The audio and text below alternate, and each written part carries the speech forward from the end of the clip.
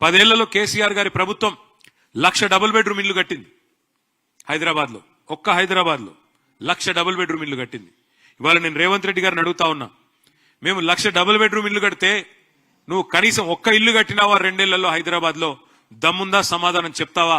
చర్చకు వస్తావా? నేను అడుగుతా ఉన్నా.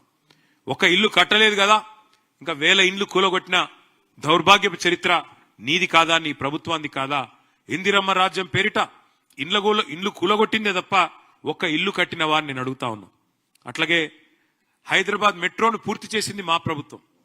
2017లోనే మొదటి దశ ఇనాగరేట్ చేసి 2021లో రెండో దశ ఇనాగరేట్ చేసి మొత్తం 70 కిలోమీటర్లకి మెట్రోను తీసుకొని పోయింది మా ప్రభుత్వం, కేసీఆర్ గారి ప్రభుత్వం. కానీ నువ్వేం చేసినావు? ఆ మెట్రో CFOని బెదిరించి, L&T CFOని బెదిరించి జైల్లో పెడతా అంటే ఇవాళ L&T వాళ్ళు పారిపోయే పరిస్థితి వచ్చింది. మెట్రో వదిలిపెట్టింది వాస్తవం కాదా? చర్చకు వస్తావా ఈ విషయంలో అని చెప్పి